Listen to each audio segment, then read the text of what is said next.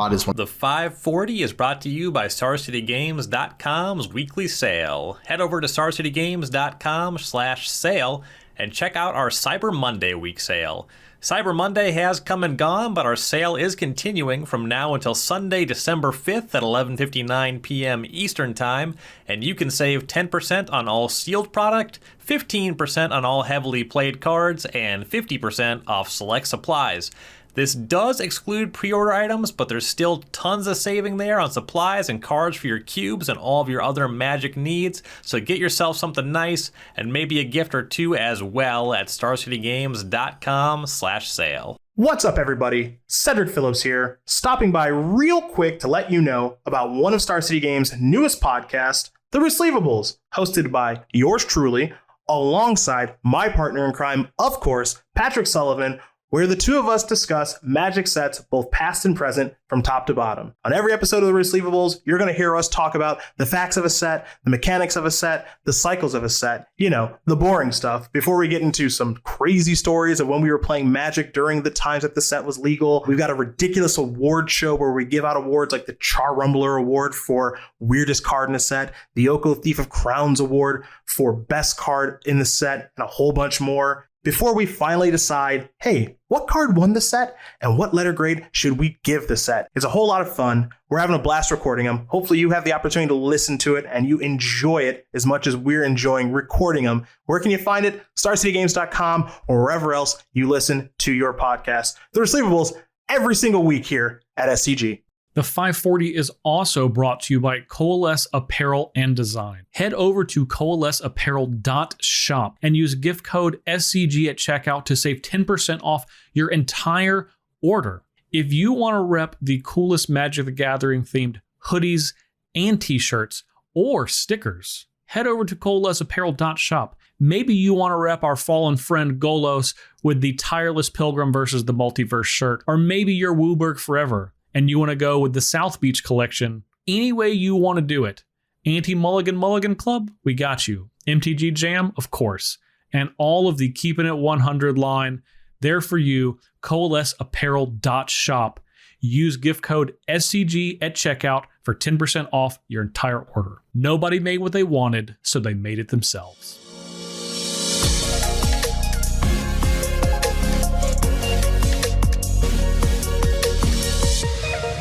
Hello, everyone, and welcome back to your favorite Cube podcast hosted on StarCityGames.com. It's the 540. I'm Ryan Overturf. You can find me at Ryan Overdrive on Twitter. And this week I am joined once again by special guest host Ryan Saxe. I'm Ryan Saxe, and you can find me at RC Saxe on Twitter. And we just finished up our set review last week. Ryan was gracious to fill in and help us round that out. And this week, I figured we would take advantage of Ryan Saxe's brain and go over something that you all might have had the opportunity to play with. Ryan's Cube was on Magic Online a few months ago, the Classic Cube, and it heavily featured a Persist combination deck, or rather a bunch of different shells for interlocking parts to execute sort of a Persist combo thing. So we're going to do another one of our deep dive episodes. It's actually only the second episode like this that we've done here on the 540. Episode 32 was our deep dive into Spells Matters as an archetype. Where what we did there and what we're going to do today, then Justin and I kind of introduced Spells Matters. What is it? How do you draft it? And then we just progressively let you know a little bit more. What colors is this rooted in? What are the key cards? What cards might you already be playing in your cube? And what cards might you look to add if you really want to turn up the heat on this archetype? So Ryan Saxe is going to be a great person to talk to about Persist Combo. But to start things off, Ryan, what is Persist Combo? So Persist Combo is going to be effectively pairing 3 cards. Most often they're creatures. One will be a sack outlet. One will be a creature with persist, or in some cases, some other ways for it to effectively come back when it dies. And then the third is something that often puts +1/+1 counters on creatures. And when you add those all 3 pieces together, you have a repeatable sack outlet, a creature that's going to die and come back if it has persist, say Kitchen Finks with a -1/-1 counter, When it comes back, it gets a +1/+1 counter. Those counter each other. I guess the counters counter each other. And then you're sort of back in the state that you started with, and you can rinse and repeat as many times as you'd like. So I spent an uncomfortable amount of time trying to Google the fact I'm about to share before I gave up and asked my friends who I figured somebody would know offhand. But +1/+1 counters and -1/-1 counters didn't always cancel each other out in Magic. That was actually part of the rules update when the set Shadowmoor released. Part of the reason they didn't cancel each other is there was always a deliberate goal, and this is still true, to not have +1/+1 counters and -1/-1 counters in the same limited environment. And in a lot of different Magic formats, just wouldn't come up that often. And so Shadowmoor, the set that actually introduced the card Kitchen Finks and also the card Murderous Redcap, which used to be featured actually in modern constructed decks as part of Persist Combo. That rule was always in place when these cards existed. So fun little piece of Magic history for everybody there. But yeah, that's really what I think of when I think of Persist Combo. I think of literally the cards Viscera Seer, Kitchen Finks, and then either Malira Silvok Outcast, which stops -1/-1 counters from being placed on your creatures, or Anafenza Kintree Spirit, which bolsters, so it puts a +1/+1 counter on your creature or one of your creatures with the lowest toughness whenever a creature enters the battlefield under your control. And that was like the classic birthing pod, which is now long banned in modern, sacrifice Persist Combo that people used to play once upon a time. Right. Well, that's actually, one of the big inspirations kind of for this is Birthing Pod is one of my favorite cards. And something that makes it function on a level that's, not only fun, but really powerful in order to compete with everything is it lets you kind of play this mid-range, I'll be able to attack you, play fair Magic with this Oops, I Win button that you can assemble pretty easily. Like normally 3-card combos are a little too finicky. But when you have something like a Birthing Pod that lets you, tutor once or more each turn, it's not so hard to put it together. And maximizing how good Birthing Pod is something that, I like to do because I have a nice foil Birthing Pod that I love and I want to play with. Yeah, I would say Persist Combo in my cube started from this, I guess I observed it happening naturally, right? I observed I had some cards that paired together. I think at the time it was probably Rhythm of the Wild, maybe, because I was playing a Fires archetype. And it just, I had a Sacrifice Outlet, that card, and a Persist creature, and I said, that's pretty cool.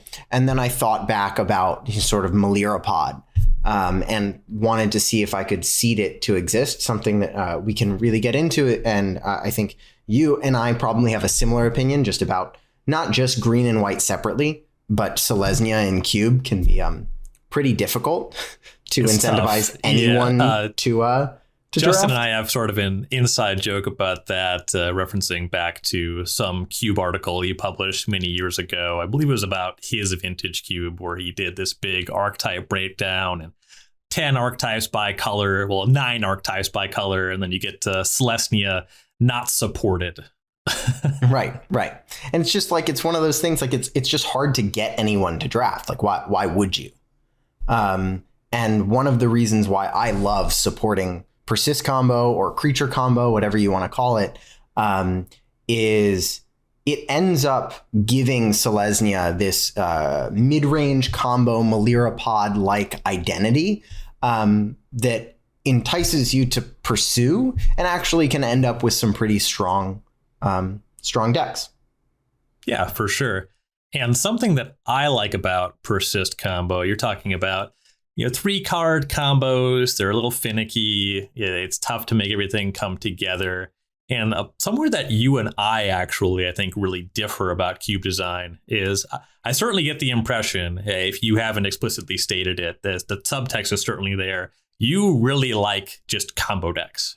2-card combos, 3-card combos. You like combos a lot. Whereas I like really off the wall combos. I like Storm a lot. And part of liking Storm is like, I just don't know where the game's going to go next. I so often play the game with Storm where I'm like, well, I did the math like 4 times, but also I lost track literally every time. So I'm just going to cast this frantic search and see what happens. Like, I really like that. I don't so much like the Deceiver, Archetype, Splinter Twin. Either you have the kill spell or you don't. Like, there's not enough moving parts. I just, I'm liable to fall asleep in my advanced age with a game like that going on. But what I like about Persist Combo a lot is that the individual cards tend to just be eminently playable. I mean, Sacrifice Outlet, certainly Carrion Feeder, if you have a black aggressive deck, or if you just have a Sacrifice archetype, or even just a Sacrifice slant to your black aggressive deck in your cube. That card is just very good. It might even be just like the best black 1-drop. There's only a couple of cards that are really going to come into contention there, even just context agnostic. And then a card like Kitchen Finks, you're talking about not wanting to draft green-white. Like, Kitchen Finks actually ends up being one of the best Celestia cards of all time. So it's just like a card that, sure, it's not what it used to be. It's not as good as it was in 2012 or whatever, but it's still playable. It's not embarrassing. And then having it be part of a combo really changes how you want to value it, which I think is very cool. Yeah, I think my favorite thing really about Persist Combo is it's one of these archetypes that changes the dynamics of a lot of cards that you already have in your cube, and also provides texture for other archetypes kind of around the board in terms of the way that pieces intersect. I'm a really, really big fan of trying to provide a wide breadth of strategies that people can pursue. And a lot of strategies may be seen as parasitic because they use cards that nobody else would use. And Persist, to be fair, does have, a card like Malira is going to end up in a cube that's supporting Persist, and nobody else is going to want that card. But the amount of cards that you need to add like that are relatively small with respect to the amount of cards that will see play even if nobody is drafting Persist. And I love that. It also provides extra texture if you're supporting something like Aristocrats, because this gives overlap for your Sacrifice Outlets. It gives the Persist deck more of a reason to maybe splash black for Blood Artist and some other cards like, Carrion Feeder. Yawgmoth is a big one if you want some Sacrifice Outlets like that. There are other cards, Metallic Mimic is one of my favorite cube cards in the last few years. I've seen Metallic Mimic in my cube played, naming Oof or Goblin for Persist Combo, but I've also seen it be a Goblin Piker in a Tinker deck that just, sometimes you just need a cheap artifact or a blocker to help your aggro matchup. It also is a pretty fantastic mono white card naming Humans in just most cubes, but then it also lets you push white to have more of a Humans theme if you want to do that. And I love the way that the different sort of Persist cards overlap in that way. Yeah, definitely. Metallic Mimic is a card that I have also really come to appreciate in Cube. It was on one of the Magic Online cubes. I want to say it was your cube, but I'm not 100%. Off the top of my head, I just don't know how many other cubes Metallic Mimic is in. But it was one of them where I just drafted this mono white deck that was pretty good, except my nut draw was Metallic Mimic into Spectral Possession. And I pulled that off like 2 or 3 times, and that really got me going. Yeah, Metallic Mimic is a cool one. I think my favorite has been, not even naming Human, naming Warrior, and then playing like Najeela. Oh yeah, that's nice. Or like Goblin and a Goblin Rabble Master. Yep. Yeah, that comes up quite a bit too. It's a flexible card that you don't necessarily think anything of. And I'm not saying that, everybody should jam it in their cube, but when that's the type of card that I get to use to enable my combo, that's so exciting to me, right? Because it's not taking away real estate. I think something that I appreciate, I know you're a big fan of smaller cube sizes, and I am too. But I do really like, this podcast is called the 540. My cube's a 540. And I really like what that size kind of lets you do with extra slots if you're very meticulous about how you use them. And I think cards like Metallic Mimic and combos like the Persist combo really get to shine at something like a 540. You can, of course, support them at smaller sizes too, or I guess even bigger if you want. Although if you get as big as 720, it might be hard to get enough redundancy for the combo. But overall, the pieces are, they're not great Magic cards, but they're good enough that together they put together this mid-range shell where you might not even combo, but you could still just like curve out and beat your opponent that way. Yeah, that was another deck that I drafted in your cube. I know this one was in your cube. This one does not have cards in the other Magic Online cubes, but I just had like a Jund deck with Grist and Duretti, the Rakdos Duretti. And I just happened to have Carrion Feeder, Putrid Goblin, and Grumgully in my deck. Oh, sure. Like Grumgully is like not bad with those Planeswalkers. And Putrid Goblin is like, it's probably the worst card in my deck, but it served a purpose, And I just played this game where I'm like, turn 1 Carrion Feeder, turn 2 Putrid Goblin, turn 3 Grumgully, attack you. Get him. And my opponent died. But yeah, that was a lot of fun. And we have a lot more insights about Persist Combo coming your way. So that's kind of the overview. Talked about a number of the cards. So we're going to take our first commercial break. And then we're going to kind of go over the basics, let you know a little bit more specifically the broad notes about seeding Persist Combo in your cube. Look, we're all Magic players here, so I know you're probably like me. And you have some extra cards that are hanging around that you would love to sell for cash or maybe trade in for some more cards. Well, if you're looking to sell or trade your Magic the Gathering cards, it has literally never been easier. Visit starcitygames.com/sell with a 30% store credit trade-in bonus and the fastest turnaround time in the industry. There is no reason to sell to anybody else. We have 4 convenient ways to sell your cards to us. 1, check out our buy list. You can find out exactly what we're paying for each of your cards individually right now. That too much work? Number 2, check out our ship and sell program. Put your cards in a box, tape it up, send it to us.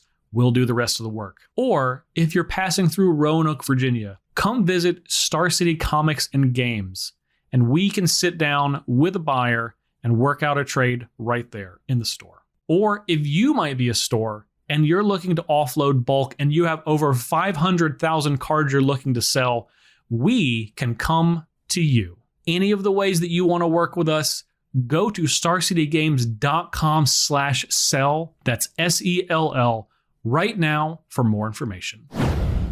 Welcome back to our deep dive into Persist Combo. So we talked about what we need to assemble the combo. We're looking for a sacrifice outlet. We're looking for our Persist creature. We're looking for our way to make it so we can continue to sacrifice that one creature, keep putting it through the machine, as it were. But then the broad question, Ryan, if I want to put Persist Combo in my cube, is there a specific base color or color pair?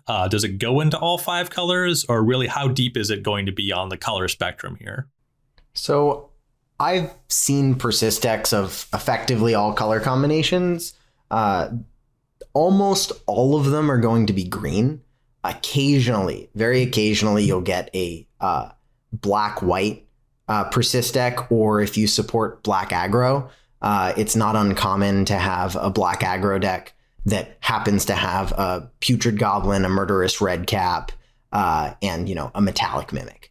But I wouldn't necessarily call that a Persist deck. What green gives you, it not only gives you, the ability to cast Kitchen Finks, access to Melira. It gives you the most reliable splashes for different cards. So you can have like a green XXX deck, right? For different pieces that you need. White for Vizier of Remedies, blue for Glenelendra as a Persist card if you need extra Persist. Mana dorks are a really, really big key when you're playing cards like Birthing Pod or Survival of the Fittest or other different creature tutors. Green effectively gives you a density of tutors. In other colors like black, sure, you get Demonic Tutor, but green has a very, very deep suite of cards that can efficiently find other creatures. And because most of your combo pieces are creatures, most of your deck are going to be creatures. It sort of puts you can put together a good curve and all of these tutors and have a mid-range deck that plays kind of like modern Melirapod used to. But outside of that, I would say it most commonly gets represented as an Obzon deck. This gives you access to the most number of cards with Persist, most number of enablers, most number of sack outlets. As I said at the beginning, this kind of gives Selesnya an identity in the sense that a lot of, the enablers and payoffs are going to be in Selesnya. Black is where you get the sacrifice outlets. If you want to support Persist where you don't have to be Obzon or touch black for sacrifice outlets, you can add more artifact sacrifice outlets like Altar of Dementia, Phyrexian Altar, Blasting Station. Yeah. Blasting Station is a card that I've recently been more of a fan of as my cube has become leaner over time and the converted mana cost of threats has gone down. I've noticed the number of creatures with 1 toughness has gone up. In my personal cube, I think almost 40% of creatures have 1 toughness.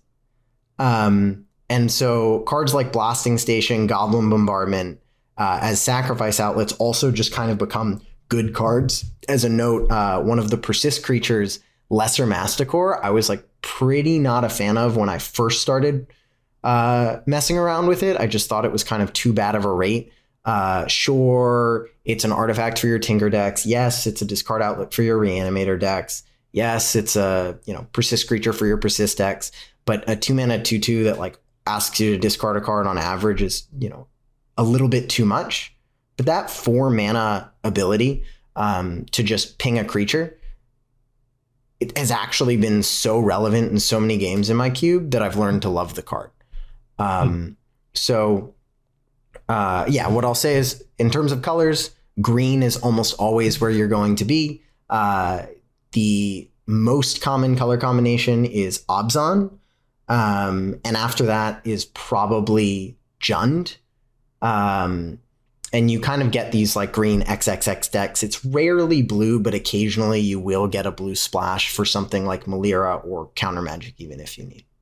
Those are some good notes specific, certainly to your cube with Lesser Masticore. I think it's also really nice that it is just an artifact creature that gets you the Persist part of the combo. You actually just have a fully colorless Persist combo, right? You can go Lesser Masticore, Metallic Mimic, and then Blasting Station or Ultra Dementia, whichever of those artifact sacrifice outlets. So there are some specific parts. There's varying degrees of how much you have to go into a color. You have the fully colorless combo. You mentioned that you get a little bit in blue. Glenalondra Archmage, just a very good, historically powerful cube card, even for the most powerful cubes in blue. And then the one that I do want to pick your brain about a little bit, because Justin and I hate pips. So it is important for me to take a stand, a little bit of a hard line against Anafenza Kintree Spirit. So for that one, I feel like it's pretty important to have a nice mono white aggressive deck. You do run into some problems though, because unlike Metallic Mimic, it's not so good with the Spectral Procession, right? Because Anafenza is only non-token creatures. So that one's like a tougher sell for me, but I think if you want to go hard into the combo, it starts to make a lot more sense. So I'm actually really, really glad that you brought that up, because if you didn't, I probably would have forgotten to say this. So I've supported Persist Combo in a variety of different ways in my cube. It started as this incidental thing that would come up sometimes. I had a humans theme, so I had Metallic Mimic. I didn't even play Anafenza or Melira, actually. Mm-hmm. I had Vizier of Remedies as this is the one card that is only there for Persist Combo. And the reason I justified that was over Anafenza, way easier to cast, so I can splash into my green decks easier. And 2, I played Devoted Druid, so technically you could also, that was like another combo that you could put together. Sure. And, in terms of other ways to enable Persist, I had things like the Great Henge, there was the Metallic Mimic, there was the Melira, and I think it's possible at the time I had Rhythm in the Wild because there was like a green-red haste mid-range beat deck. Regardless, it wasn't that many. And, I didn't play Grumgully. I actually don't know if Grumgully existed at the time. I don't think I played, or it didn't exist, Good Fortune Unicorn. But that deck came together every so often, and it was pretty fun. And I think that it's pretty cool that you can have almost 100% of cards that are in your cubes for other reasons, with some small little tweaks, like just adding one copy of Vizier of Remedies and one copy of something else. Maybe you have black aggro with a small zombies theme with your Gravecrawler and your Crypt Breaker. And so Putrid Goblin is an okay card to add as a 2-drop. As I went up, Anafenza was one of the first cards I added as, okay, this is more redundancy. It's not a card that I would otherwise really want in my cube for exactly the reason that you said. White is a hard sell. Yes, you play it in your mono white decks, but it's not an exciting card there either. And many of your Persist decks that aren't based white won't even be able to cast the card. So I see Anafenza as it's not as parasitic because it'll see play in white aggro decks, but it's more parasitic and something to be included if you want to support, redundancy for this kind of combo. I would add Malira before I added Anafenza, but Anafenza would be right next on the list. Got it. That makes sense. So, largely base green, base Obzon, blue and red, they are there. I think Grumgully, Goblin Bombardment are the 2 big red cards. Well, now there's a new one too. Arlen the Pax Hope, the new Planeswalkers, +1 actually does turn on the Persist combo. That is a pretty cool aspect. And, while it's not tutorable by creature tutors like Grumgully is, I think it's on average a better cube card than Grumgully. So Shots if you're fired. 3 mana 3/3 versus a Planeswalker, it's a pretty tough fight there.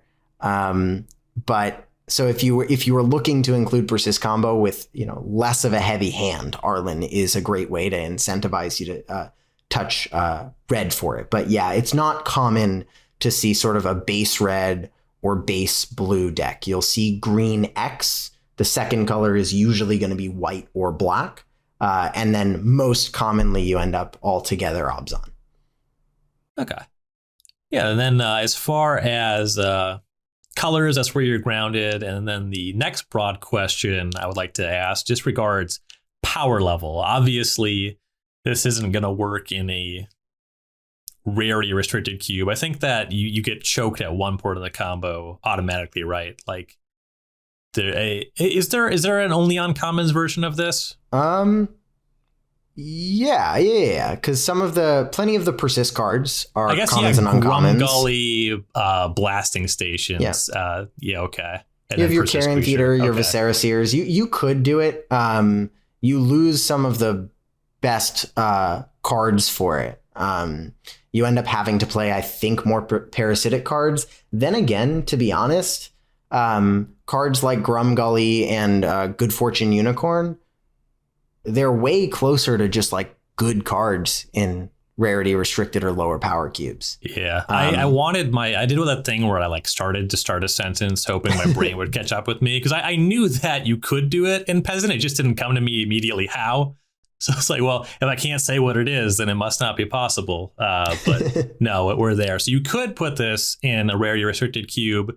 The question then, I guess, is more broadly about power level. I think that Persist combo does invite a really interesting conversation around power level, because on one end, this is an infinite combo. You can gain infinite life and or deal infinite damage. On the other end, it tends to be with very interactable pieces. You have creatures involved in this combo, and not just creatures, but also pretty fragile creatures. Your Persist cards, of course, will come back, but the sacrifice outlets, they tend to be cheap creatures that are pretty vulnerable. Your other part, it's not like it's very difficult to deal with the Malira. So do you think that, I guess the example we're pulling from, your cube that was on Magic Online, your classic cube, was a non-powered cube that was pushing the limits of the power level for a non-powered cube. The upper bound, the best card in the cube is Mana Drain, which is like knocking on power's door, and a few cards in that ballpark as well. So do you think that Persist combo is better fit for these very high powered cubes? Do you think it's maybe a better fit going down into lower power cubes, or does it just play well in either of those environments? So one of the things that I try and preach related to Cube is about the experience that your players are expecting and the experience they get. You know, I don't mind when I'm playing Vintage Cube if my opponent goes turn 1 land, Black Lotus, something, and the game's over. You know, I know that's part of what I'm signing up for when I'm playing a powered cube. My cube, as you said, is unpowered, but the way that I like to think about it is, or the one-liner that I tried to design towards was like, can I make this cube feel like powered cube, but 1 turn slower? Just not, you remove the Moxen, you can still feel like you're doing broken things. And to be honest, it still doesn't fully feel like powered cube, but that was what I was going for. So it's, as you put it, it's the upper echelon of the power spectrum for unpowered cubes. I think the higher power you go, the less feel bad combos are, because, you know, you're doing crazy things and you're expecting, and players are expecting to see crazy things. If I sat down to play a pauper cube, or sorry, I guess doing this in pauper might be impossible, but a peasant cube, I don't know if I would expect to have a game end out of nowhere. And I don't know how I would feel if it did. So I would say I love Persist Combo because of the tension it puts on the game, since it's not too hard to break apart, but it's also relatively resilient, since when the combo is interacted with, you often still, as the combo player, have creatures on board and can backdoor into pressuring your opponent, unlike something more all-in combo like, you know, Storm, where if they interact with you when you try and combo, you're probably not going to be able to win until you have a full setup again, and that may not even be possible if they do something like a Force of Negation, one of your combo pieces, and it's exiled, right?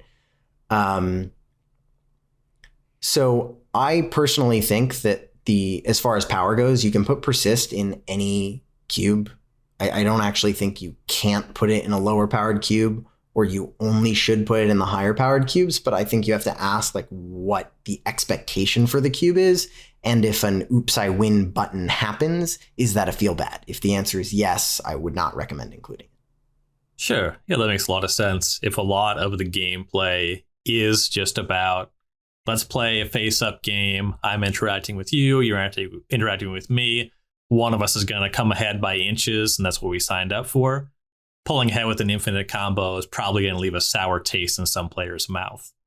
Even if otherwise the interaction is all the same, and you win, but it's by miles instead of inches, it largely might feel the same maybe to a competitive player, but that's a very good point that somebody in your play group might not feel the same way. Even if it is broadly the same in terms of the competitive texture, that outcome doesn't necessarily feel nice. Right. And even in the games, right? Like if, let's say you lose to it in game 1, you know you're playing it, you know, and you feel like you can never tap out because your opponent has a combo deck. Mm-hmm. I think that some cubes don't lend themselves well to that experience. Yeah, that was actually a big note that I had. I'm glad we had this conversation that went this way, because I remember playing your cube on Magic Online. There was a palpable tension starting on like turn 2, where it's like a small number of things could happen and I could have lost this game. You know, it's just, and at turn 3, turn 4, the game can just go south that quickly. I need to really think about my turn 2, 3, 4 play. I need to think about all of them on turn 2, because there's a few things that could happen that things could go really south very quickly. And that's not the case for a lower powered cube, right? And with these really efficient forms of combo, even if they take 3 parts, you need 3 cards for the combo, they can still happen to you on turn 3. So introducing that to a cube that doesn't have that kind of tension generally, yeah, that makes a lot of sense to me. That could introduce a sour experience there. Yeah, and I am glad you said that, because I know some people, that is something they don't like about my cube, but that is something what you just said is, thank you, because that's something that I'm trying to actually do. with my cube. Right. That's an experience like when I play Magic, thinking turns ahead with respect to not only my plan, but my plan with respect to my opponents. Tension around mana on the early turns because you only have so much, but at the same point, so many things can happen is a particular experience that I enjoy that I think is sort of fundamental to the gameplay in my cube. And also something that Persist kind of highlights, right? Like when my opponent goes, land carrion feeder, I immediately have like two junctions in my brain of where my opponent's deck can be, both of which are going to require me to be very focused on the board for the first few turns to see exactly what's happening. And other combo decks don't necessarily do that, right? Like they often play lands and you don't necessarily know, like against Twin, you have no clue if you're playing against Twin until you die. Mm-hmm. But I kind of like how Persist almost shows itself because you have to it's very rare that you put all three pieces on board in a turn. And it's nice that you can add this game piece to the board that immediately sort of communicates to your opponent, hey, this game is about to be about this. We're going to play normal fair Magic until it's about this, but this is what the future looks like. Yeah, definitely. And that kind of signaling, I do think that even if your cube doesn't have that many sort of I win buttons, it is going to be easier to introduce this to more environments than it would be a deck like Splinter Twin that, like you said, oops, you're dead. You didn't know what was happening. You thought it was a counter spell, but actually the game is over. Right. Way to spend mana at sorcery speed. You blew it.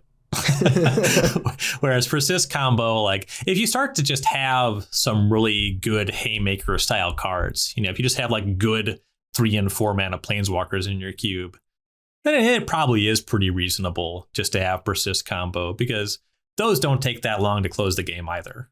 And, you invite interacting with each other on the battlefield in much the same way as well. Yeah, I think that's a really, really great note. If you really do have, Haymakers, Planeswalkers, if the games on board matter quite a bit, there's tension around like making sure that you have removal to interact with said Haymakers so that most decks will have removal to interact with Persist Combo, so that it doesn't feel like, sometimes you play against Twin and you go, wait, all of my removal isn't really going to work against this blue-red control. It's basically going to be dead until I'm dead. So it doesn't matter since they'll find a window eventually. It doesn't have the same kind of, malicious gameplay, if that's a better way of putting it. And I think it can fit into a much wider array of cubes than a lot of people think. I think lower power cubes can actually fit Persist in a nice way. But when I say lower power here, I'm not talking about the pauper cubes. I'm talking about, modern cubes, maybe, right? Ones that they're not legacy power level. They're lower on the spectrum than that. You have your glory bringers and some hard hitting planeswalkers, but many of those cubes aren't going to have combos, and many of those. And I think this is kind of if you want to introduce a combo, a pretty good one to be able to. Definitely. Yeah, I think that those are some really good notes. That gives you an idea what kind of cubes you might want to seed Persist Combo in, the sort of color pairs and color spread for Persist Combo. So that's good notes on dipping our toes in. So we're going to take another break, and then we will talk about getting into the shallow end and what it actually looks like to feature some Persist Combo in your cube. What's up, gamers? Taking a break from the pod to talk to you about Star City Games Premium and why, if you're not already a member, you really should become one. First of all, the price is great. Only $7.99 a month. That's less than the price of one collector booster. And for that, you get all the following. You get a 5% discount on all Magic the Gathering sealed product, including the aforementioned collector booster, a 10% discount on all Magic the Gathering singles, if that's more your speed, and as well as a 15% discount on all supplies. It's going to be your deck boxes, your binders, your sleeves. Lord knows I always need more sleeves for cubes and all the Magic cards I have lying around. And you also get free entry into some SCG Tour online events. Definitely check those out. And finally, last but certainly not least, You get exclusive access to Star City Games website content from a stable of some of the game's greatest and most entertaining minds. You know who we are. You know where to find us. Sign up for SCG Premium today at starcitygames.com/join-premium. All right, so we know what colors we need to put our bones for our Persist combo deck in. We know what kind of cube we're looking to put the combo in. So this question, I suppose, is one that you would already have an answer to. What might already be going on in my cube that is going to support Persist combo naturally? Like what kind of stuff am I adding to? If I just look at my cube list right now, how much infrastructure should I already have in just like a generic good cards cube? So you end up with quite a bit. And there's plenty of cards that are fan favorites that are in cubes for plenty of other reasons that really go well naturally with Persist, but also your cube may not have them. Two really premier examples of cards like this are Ravelark and Karmic Guide.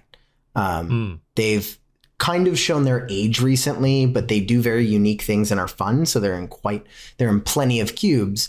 But those are two cards that help you recur your combo pieces. Something that we've mentioned a lot about Persist is it's nice that it is a combo deck that's all on the board, so interaction is bolstered against it. So in your Persist decks, it's often really important to have forms of recursion. Things like Ravelark, things like Eternal Witness, things like Karmic Guide. But many of these recursive pieces, things that often help you recur other cards, can be paired together in ways that create other combos with the other cards that you have with Persist, right? So if you have Karmic Guide and Ravelark and a Sacrifice Outlet, right, the Ravelark brings back the Karmic Guide and the Karmic Guide brings back the Ravelark. And so a lot of cards that we've already talked about, things like Kitchen Finks, Murderous Redcap, Glenalendra, even what's the big one? The Woodfall Primus, are in. You probably already have all four of those Persist cards in your cube, and you might have the Great Henge already as a value green card that's a pretty good enabler. Since the creatures then enter with a +1/+1 counter, although be careful not to deck yourself because I don't believe that's a May. And cards like you may already have Devoted Druid and you may already have Walking Ballista in your cube. And now you added Vizier of Remedies, and this adds, again, additional texture. Something that I think a lot of people don't realize, because I didn't realize it when I initially introduced Persist, is that green and white have a lot of creatures that happen to combo together. And many of them are just good on rate. And so Silesia in my cube, yes, it's about Persist combo, and I heavily support Persist combo, but this green-white creature combo has really become sort of the thing where, I knew I had, I already had this Devoted Druid to go make infinite mana with this Vizier of Remedies, and Walking Ballista is a way to win, but I could also add Heliod, the 3-mana one that says whenever you gain life, put a counter on something. That goes infinite with Walking Ballista. It also actually goes infinite with Kitchen Finks and a Sack Outlet. And then you could also add Archangel of Thune and Spike Feeder if you want. So in terms of what might already be in your cube, I would say a lot of creatures in either green or white that end up comboing with other pieces somehow. Outside of that, my favorite card that most people or many people may include in their cube that is fantastic in Persist combo is Ranger Captain of Eos. That's the 3-mana one, right? Ranger Captain, right? Because it finds your Carrion Feeder and your Viscera, or it finds your Walking Ballista if that happens to be a combo piece too. It can find a Mother of Runes to protect your combo, and it sacrifices itself also to protect its combo. Yeah, that's another one I always like to bring in a little bit of reference to constructed decks. You talked a bit about Heliod's Sun Crown. That's kind of been, I suppose those are a little bit dated with Modern Horizons too, but that was kind of the natural evolution of Persist combo in Modern, all the Heliod combos. Also Devoted Druid, infinite mana that supplanted it for a while. And then Ranger Captain of Eos, that's still sees a decent amount of Modern play, that tutor ability plus that protection. So You can find a lot of these cards right off of these modern kind of toolbox deck lists for sure. And many of them just happen to be in like the general shell of good card cubes at around the legacy power level. Right. I think most people would be very surprised at how easily this sort of goes into your cube. And I didn't realize it until I introduced it. But then there were so many cards that got new texture, but were already in my cube, like Ranger Captain of Eos, like, Karmic Guide. Mm-hmm. Yeah, and it's like pretty rare for me. I mean, obviously it's not in Grixis cube, but in my cubes that have all 5 colors, I almost always have Kitchen Finks in the gold slot. I also generally find sacrifice decks to be pretty engaging and a good way to make black, white, and green creature decks work. So there's naturally going to be some sacrifice outlets and at least literally Kitchen Finks for the persist things, at least for me. And then if I really want to get the combo going, I'm usually just one good Fortune Unicorn or a Grum Gully away from making that work. I actually do have a Persist Combo seated and my Artifact Tubert, which I kind of got there in a weird way where like Kitchen Finks and Grum Gully are not really artifact cards, but there is this Hardened Scales theme. Kitchen Finks is just like one of the few not embarrassing Celestia cards. It's like cheap and playable, and I just kind of had a sacrifice theme going. And then I actually cribbed Lesser Masticore from your cube. That's not really a card that I really would think about playing, but it's an artifact, so it makes a lot of sense there. And then makes it so you can be like a red-green deck that can sometimes just have the combo going with Grum Gully. So I do like that quite a bit. Yeah, that's cool. I wouldn't have expected it to end up in the Artifact Tubert, but I mean, it makes sense, and I find it compelling. Particularly, again, I think I mentioned this earlier, Lesser Masticore has become a card that I really have learned to appreciate. I hated it so much. I actually I cut it because I didn't like playing with it the first time when I added it for the Persist combo. And I actually added it back to my cube because when I was going to put my cube on Magic Online, I was deciding like, what do I cut? What do I keep? I have certain cards that are like cards that I love to play with and my group loves to play with, but I know the general Magic population wouldn't, so I can cut those. I almost actually cut Persist Combo because I was worried about executing it on Magic Online. A lot of clicks. A lot of clicks, particularly for the ones that don't actually kill the opponent. It's just the Kitchen Finks, no way to deal damage combo, kind of notorious for being underrepresented on Magic Online when it's been good and constructed. Yeah, exactly.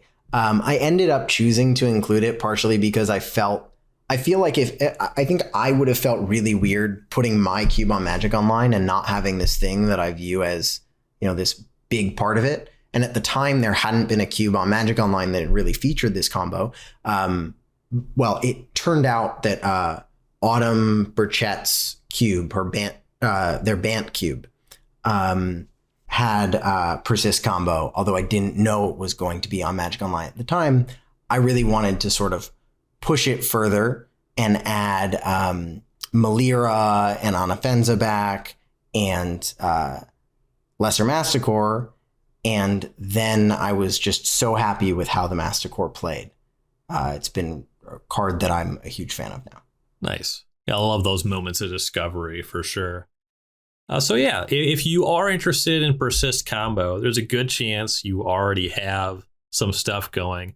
There's also a decent chance you already have at least one of these combos, maybe even by accident. Those moments of discovery can be really interesting with these decks. You're talking about Karmic Guide, Revelark, Sack Outlet. You put a Blood Artist in there, you got yourself a stew going. You actually get that infinite life drain that way. So there's just kind of a lot of ways to get there, and a number of cards. A lot of cubes are just going to have a Sack Outlet. A lot of cubes are at least going to have Kitchen Finks on the Persist creature front there. Murderous Redcap certainly is. I think Murderous Redcap has aged worse than Kitchen Finks, but it's also still not embarrassing. It still plays. It's funny. I don't know if Murderous Redcap has aged worse than Kitchen Finks or if Rakdos has aged better than Selesnya. It's possible that both of those things are just true. Rakdos has started to actually get some good cards, huh? Yeah, it certainly has. And Selesnya, really hasn't. But yeah, I think, there's a lot to explore, a lot of like fun discoveries, stuff like, again, other things like with you can do weird loops with like Ravelarks or Karmic Guides, Kijikis, and clones. And there's just a bunch of, often a combo or a way of comboing in a Persist deck will just come up that you didn't even know you could have executed that way, because it's like all of these separate cards. I'm not going to list one because I can't even think of one off the top of my head that don't combo together, but it happens if you just happen to have all 5 there, you win the game, but you weren't planning for a 5-card combo because nobody plans for a 5-card combo. However, if every creature in your deck kind of plays on the same axis in that way, random combos emerge. Yeah, that's just the best. You just look down at your battlefield and it's like, I think I win. And you're definitely going to have those moments if you are starting to push the Persist combo. Certainly if you go on the level that Ryan did for his classic cube. So this is kind of what you might already have, the kind of early looks at what you need to push into to seed the combo. So we're going to take our last break, and then we're going to come back and jump into the deep end. We did already announce a few tangential things, but we're going to really get into it. Say, all right, I want to go all in a Persist combo. What do I got to do? We'll tell you all about that in just a minute. Hello there from Dominario's Judgment, a weekly podcast for Star City Games with me, Dom Harvey. And me, Ari Lex. Where we bring you the latest, greatest, and downright weirdest things Modern has to offer. Want to know what to expect for next weekend's events? We've got you covered. Do you want deep breakdowns of the hot topics and decks in Modern? We've got you covered. Just want to make sure you don't miss the latest nonsense before your opponents teach you a lesson about it in the queues? Oh yeah, we have definitely got you covered. Find us every week on YouTube, Spotify, or wherever else you get your podcasts. Or if you want to head over to StarCityGames.com, we'll be right there alongside all the great content from all your other favorite content producers. All right, everyone, we are back, and it's time to dive into the deep end on our Persist combo deep dive. We did mention some overlapping archetypes, some cards. Let's touch on this a little bit more directly here. So if I want to put Persist combo in my cube, what are some overlapping archetypes that I might want to look at here? You mentioned certainly Sacrifice Outlet is part of the combo. So those aristocrats, those sacrifice decks, they make a lot of sense. Are there other overlapping archetypes that you really like? So I think one of the most surprising things that I'll say to this is lands. Not because the archetypes are fundamentally go together, but a Solemnity is it's removal resilient, right? Because it's an enchantment. It's a card that often, can combo with Persist because things don't get counters, right? Turns out, Dark Depths is great when it doesn't get counters. And so one of the things that can be fun, and I know someone who introduced Persist combo to their cube and had lands, and when they introduced Persist combo, they added Solemnity for Persist combo, and then somebody drafted a lands deck with Solemnity. Nice. So there are all of these little places where there's overlap. As I think I alluded to earlier, Persist combo really gives Metallic Mimic a home to shine, but this can also overlap very nicely with different aggressive decks. Humans is a sub-theme for white aggro. Zombies is a sub-theme for black aggro. I actually think that one of the things that makes me really proud actually about the black section in my cube is that it's at a higher power level, but it's not just Reanimator. And there's also this black aggro strategy and this aristocrat strategy and this persist strategy that are all kind of related, but their paths diverge in different ways, where you can end up with a more mid-range black deck that's around Blood Artist and Judith and Sacrifice Outlets. You can end up with this really lean black aggro deck. And you can also end up with black as part of a persist combo. And you can also have any shade in between. You know, you can have black aggro with Metallic Mimic is just a good card, but also one of the nice things is the black persist cards, Putrid Goblin and Murderous Redcap are both goblins. And so naming goblins in mono black aggro is something that I've probably done more than anybody in the world, I would guess, because I've done it a lot. And it actually got me to J-Bro recommended this card for me, and I loved it. I cut it last minute from my cube when I went up for a Necrotal variant. What's the best Necrotal variant? I can't believe I can't remember. Is it Ravenous Chupacabra? Yes, Ravenous Chupacabra. I added Ravenous Chupacabra. It wasn't actually in my cube. I wanted to add some more just generic good interaction. And I added Chupacabra. But I had Slinging Lieutenant in my cube before. Okay. And I loved that card in my cube. So it would be a sacrifice outlet specifically if you have the goblin persist creatures. Exactly. Sacrifice a goblin, your opponent loses 1 life, you gain 1 life. Right, but it's also just a good card. I've seen it in sort of like the persist decks, like you end up with a Kitchen Finks and you end up with a Heliod, and I've actually curved Heliod into that card and just like killed people. Nice. And it's been like, it's a good card against aggressive decks because you gain some life. It's multiple bodies. There's a lot of overlap with sort of the black aggro, the black sacrifice, and the persist that leads to a really cohesive and cool black section in a 540 cube, in my opinion. So I don't know what kind of cube this would be, but you mentioning Sling Gang Lieutenant made me think of it. As I saw somebody some time ago post a picture of a deck that was an Empty the Warrens kind of storm deck that just had Sling Gang Lieutenant, so you can immediately sacrifice the goblins. And I don't know what kind of cube would have goblins, tribal, persist combo, light storm with Empty the Warrens. But if you really want a cube with Sling Gang Lieutenant, there's some framework for you. It actually that sounds to me, if I'm being honest, that sounds like if you were to try and build like a combo oriented peasant cube, that is where you would land. Yeah. Right. Like, because Pauper, the format, is, all the storm cards are banned. Actually, did they ever ban the most recent one? They banned the squirrel one, but they didn't ban Galvanic Relay. Oh, the one that draws you cards. Yeah. Which makes sense. It's like pretty hard to abuse Galvanic Relay without other storm cards.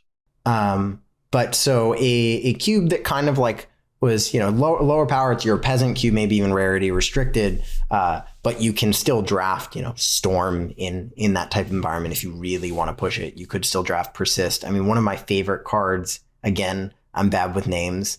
The other Ryan on this podcast is good with names, so I'm sure you'll know. What's the goblin that sacks goblins for red mana? Skirk Prospector. Right. That's another card that I adore. And I would love to be able to draft a cube where like that could be part of like a Rakdos sacrifice persist deck with a goblins theme. But not any cube that I've drafted before. Right. Yeah. So the more actionable note, it sounds like there's actually a lot of combo decks that can overlap in one way or another, which does make sense. Cards that combo are good in combo decks, and there's a lot of different textures that combos can take, and oftentimes part of a combo is some rules setting card. You mentioned Solemnity as this overlapping combo card with Dark Depths or Persist, just that rule setting. Your cards can't have counters placed on them. Then you could like go into 9 lives if you really want to bore your friends to tears too. Some other stuff you can do there. So you start getting combo decks, and very similar to your classic cube, I would say, is the kind of environment where it's just, okay, I want a bunch of similarly powered combo decks, and you can definitely do a lot of that sort of thing. Or if you were the sort of cube that's maybe a little bit lower power level, maybe a little bit more trying to play the game face up, creatures versus spot removal, kind of that thing we were talking about, maybe there's some good planeswalkers in the cube, then the best overlapping archetype is probably just going to be sacrifice and aristocrat style stuff. Right. All right. So then the next big question in the deep end is, what can I do if I really want the sacrifice deck to show up and be good in my cube? What steps should I take? What card should I add to push this archetype over the top? The most important things to push this over the top, there's sort of two pieces to that. One, you really need to try and maximize the number of tutors. This is because so many decks at the table are going to want tutors with a normal amount. You know, it's not like every deck even gets one. Mm-hmm. And particularly for something like Persist that are 3-card combos, it's pretty hard to draft a good deck where you want to draft them naturally. And especially if you're not in a 360 card cube, there are only so many reasonable cards with Persist. There are only so many reasonable cards that you can include on sort of each end of the spectrum as sacrifice outlets, Persist cards, enablers, and still have a deck sort of that functions at the end. And so tutors are really what pulls that all together. Birthing Pod is like, you know, the supreme example, but survival of the fittest, all of them. I go as far in my cube to even have not just Worldly Tutor, but Sylvan Tutor too. So that, especially one of the reasons I like Sylvan Tutor is it's a tutor that won't be prioritized by other decks. Same with kind of Worldly Tutor. But if you really want to push this archetype, you know, maximize the number of tutors. Even think about cards like Eldritch Evolution, to give the green deck as many ways of like turning whatever it draws into the creatures in the deck that it wants for that situation. And then it can play this really nice toolbox strategy, right? If you need a Rex Age, you can get a Rex Age. If you're about to die, you can, you know, find, well, hopefully a Kitchen Finks, but maybe even a Thrag Tusk. Outside of that, the next thing is the cheap enablers. Vizier of Remedies and Malira are sort of the big ones there, that they're splashable, they're 2 mana, and you can find them with the creature tutors. Got it. So it sounds like the answer largely is getting there on volume, whether that be just maxing out on the Persist creatures or adding these tutors so you have more functional copies.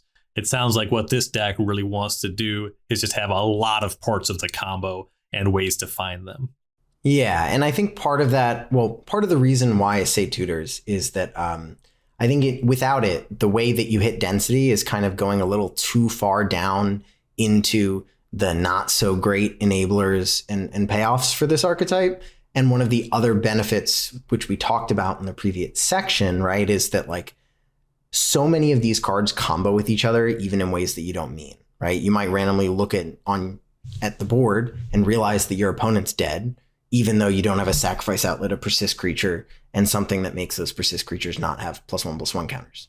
And so when that's the case, even with your just normal, you know, you're not even pushing it hard, but like this Obzon deck, just what cards you want with your Eternal Witnesses and your Karmic Guides and your all of these different pieces, the tutors hold the deck together like glue kind of at the end, even with a density, if that makes sense. Okay. That'll segue pretty naturally into the next question. And maybe the answer is different. Would you say then that the tutors are the most powerful cards in the archetype, or is there a different card that would be the most powerful? You know, power is a hard word to define. And I think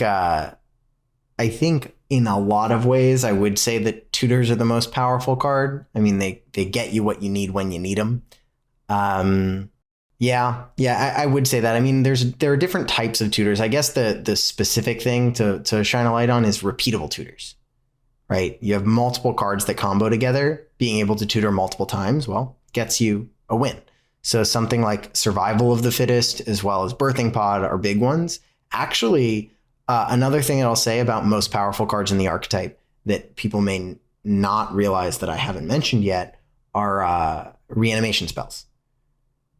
Sure. Often this deck is very, very good at playing a reanimator game as well, because it's so good at like finding creatures.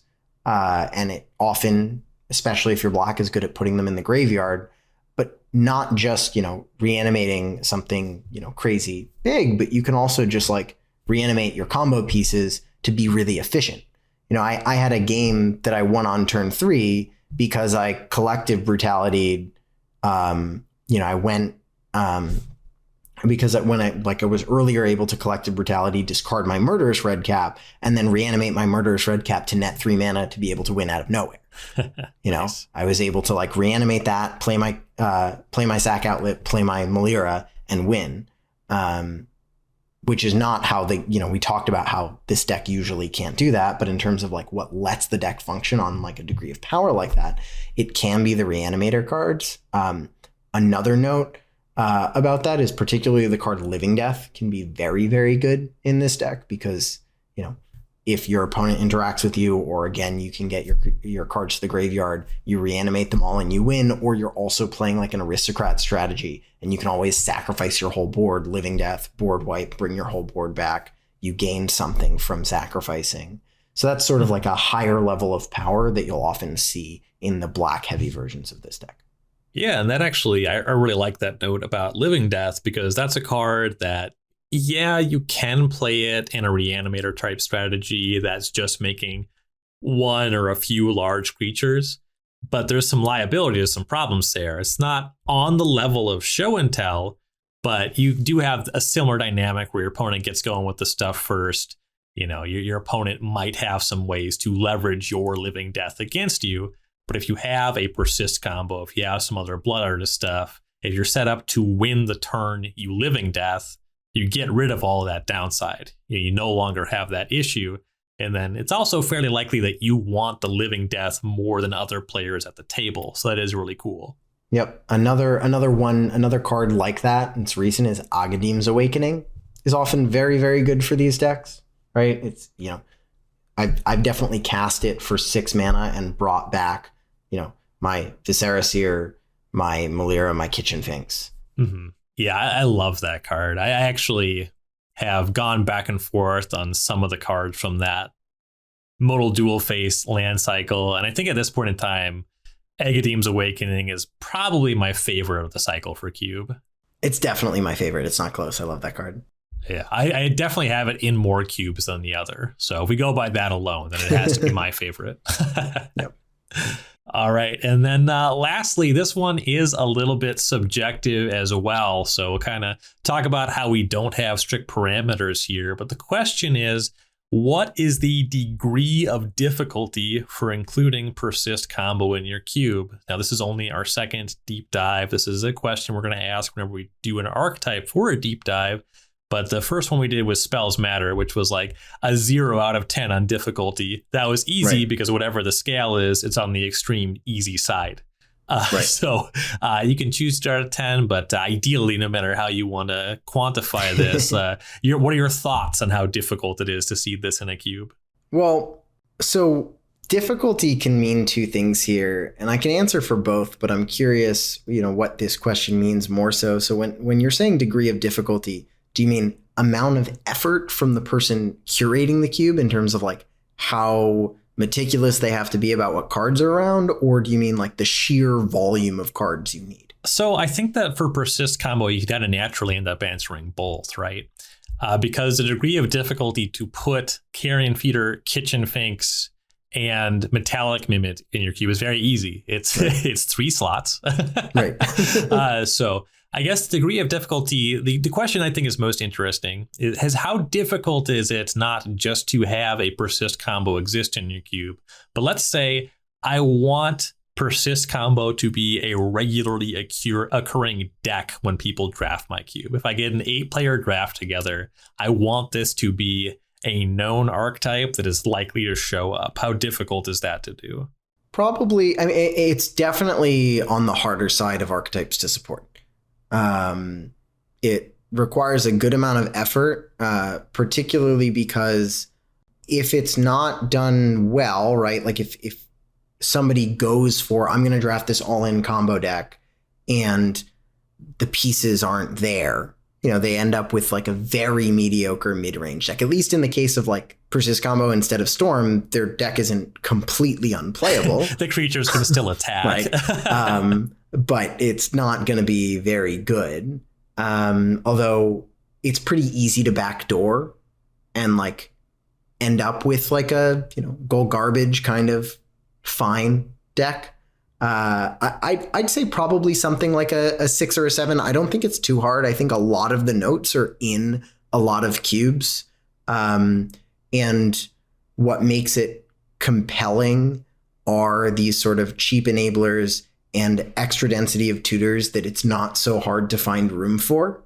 I think where it becomes this mainstay, and where I feel like in my personal cube, I see it almost every draft, but maybe every other draft, has to do with the archetypal overlap that we've discussed, where, in my cube, there will be a dedicated green persist deck, let's say every other table, every third table. But in those ones where you don't have it, there's almost always a black aggro deck, and maybe 40%, 30% of the time that black aggro deck will have the metallic mimic.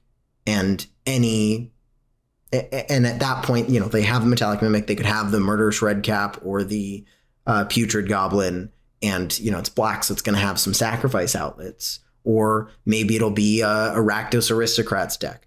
The ways that the different persist pieces can fit into different strategies, especially when you have those extra density of tutors to help decks that only have a few pieces put it together more often, make it come together at a high frequency.